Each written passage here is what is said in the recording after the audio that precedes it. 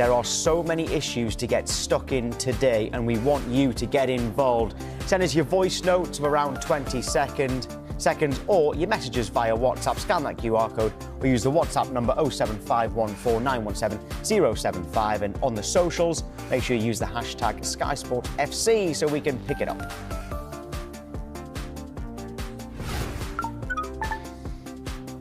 Right, England have named their squad for the games against Wales and Latvia, and we can join our football correspondent Rob Dorset now. Right, who's in, Rob? Tom, take a breath, because this is going to surprise you. It's a really surprising squad that Thomas Tuchel has named. One that looks very similar, you have to say, to the one he selected last month. But there are some big names who are back available, and some of them are not in there. Absolutely chief of those is Jude Bellingham, the man who's just been named England's Player of the Season for last season in an England shirt, is not included in this squad, even though, as far as we're aware, he's fit and available. Remember, he had that shoulder surgery, which kept him out for several weeks, missed out for Real Madrid, missed out on the England squad in September, but he's back playing, and he's not in Thomas Tuchel's England squad. Now, we don't know why. I cannot believe he's been dropped. He's England's best player, England's most important player. You know, Thomas Tuchel has alluded to that himself. So I suspect there's been some discussion with Real Madrid and with the player himself about the loading and how much game time he's had since he's come back from injury. But that needs an explanation when we hear from the England manager in less than an hour's time now on Sky Sports News. Big headline, Jude Bellingham not included in this England squad. Bukayo Saka is straight back in. He's recovered from that hamstring problem. We expected him to go back in. He has. But another big headline for you, Phil Foden, who's been outstanding for Manchester City this season. We thought and expected that he would be called back up into this squad, especially with Cole Palmer missing. No, Phil Foden is not in this squad either. Neither is Jack Grealish, despite his good form for Everton. And that surprises a few people as well. If he's not going to get in this squad with the way he's playing right now, it looks a long road for him to get into the World Cup squad next summer, you have to say. Elliot Anderson, the standout player of the last international break, he keeps his place, but Adam Wharton misses out once again. It's a squad of 24, as it was last month, but only 3 changes from that squad. Tino Livramento is out because of injury. Jarrell Quansah comes in for him in this squad, as he did in replacing him in injury in the last month's squad. Noni Madueke, of course, is out. Bukayo Saka comes in for him. Adam Wharton, who was named in that last squad but hasn't played under Thomas Tuchel yet, he's out. Ruben Loftus-Cheek, who was a late call-up, keeps his place. So, look, I'll run through the squad for you very, very briefly. Jay, I'm afraid there is no Tyrick Mitchell at left-back. He's sticking with the options he had there in the previous squad. The 3 goalkeepers we expected: Dean Henderson, Jordan Pickford, James Trafford. The defenders: Dan Burn, Mark Gay, Reece James, Ezri Konsa, Miles Lewis-Skelly, Jarrell Quansah, Jed Spence and John Stones. Thomas Tuchel desperate to see John Stones in an England shirt because he hasn't played for him so far and had to withdraw from the last camp because of injury. In the midfield, Elliot Anderson, as we say. Morgan Gibbs-White keeps his place. Jordan Henderson, Ruben Loftus-Cheek, Declan Rice and Morgan Rogers. And then in the forward department, Jared Bowen, Eberici Eze, Anthony Gordon, Harry Kane, Marcus Rashford, Bukayo Saka and Ollie Watkins. So some real headlines there, but none bigger than Jude Bellingham missing out. Yeah, and we'll see what Tuchel has to say at 11 o'clock. Rob, thank you. Right, good morning to Jay Bothroyd. So no Jude Bellingham. Surely he's not dropped. He can't be. I mean, we're going to hear from Thomas Tuchel at 11 o'clock. There's some shocking decisions. To be perfectly honest, I mean, even the Phil Foden one, that's more shocking to me, because at his absolute best, in my opinion, Phil Foden, if you play him as a number 10, is our best number 10.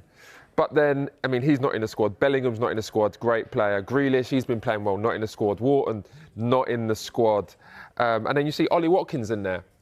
As much as I like Ollie Watkins as a forward, he works really hard. He gets assists, gets goals. He hasn't played well this season so far. So I'm surprised to see him in.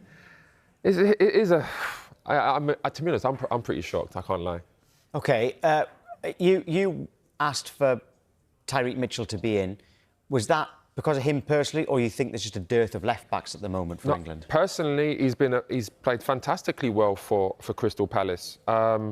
He's always fit. Like you rarely see him out of the team. Was it 19 games unbeaten now at Palace? Defensive line really solid. gets up and down, good delivery. I don't know why he would be getting overlooked. Livramento's injured. Yes, there's Skelly, but there's a real shortage of left-backs. You know, before we used to have, quite a lot of full-backs to choose from. Now we don't have that, and he'll be really disappointed that he's not in this squad. And is there... You mentioned Ollie Watkins there, who hasn't found form yet, although he did score at the weekend, didn't he? Is there a lack of strikers as well, then?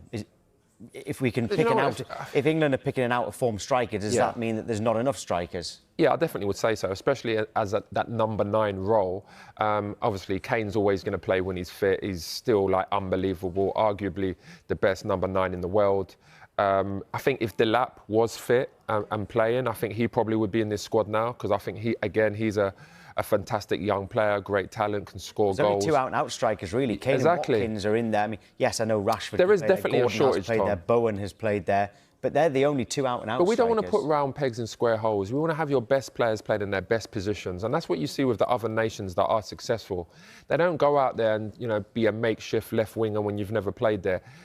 Sometimes you can step in, but ultimately you want to play your best players in the best positions, and I think that's how you get a successful national team. There was a message just before. There's one on the screen there from Adam, but the one before was from someone called Elliot, who said that he thinks Jude Bellingham is overrated and not as important to England as we think. I don't think he's overrated. I think we're going a step too far there. I think he's still a great player, Jude Bellingham. He scored some really important goals in the Euros.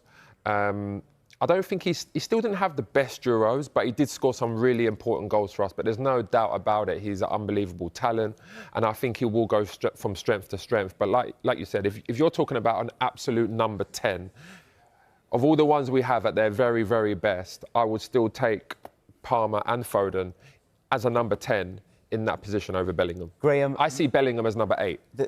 Yeah, well, actually, funny enough, so do I, but he seems to be seen as a 10 by everyone else. A message there on WhatsApp from Graham says, no Wharton, no Mitchell, just laughable. Now, he might be a Crystal Palace fan, he might not be, because even so, it shows how well that those two have been playing. I don't understand. Why is Wharton not in it? There's so many top clubs at the moment. Been injured. I wonder if hovering around him. Yeah. But okay, if he's carrying injury, yes, then I can understand. But ultimately, he's a top player, and I don't understand why he's not in the squad. Again, like the comment there, he's been performing really well. He's got a calmness on the ball. He controls the tempo. You barely see him lose it. He makes a lot of forward passes in between the lines into them little pockets. I'm surprised he's not in it. And is it because it's Crystal Palace? Well, if he was playing for like Arsenal or Liverpool or Man City or Chelsea, would he be in the squad then? I think he probably would. Well, he's definitely fit because he played last night against Dynamo Kiev. He played against Liverpool in that victory at the weekend. There you go. And he also played the week before away at West Ham. So he certainly fits. Is it big club bias? That does seem like a strange one.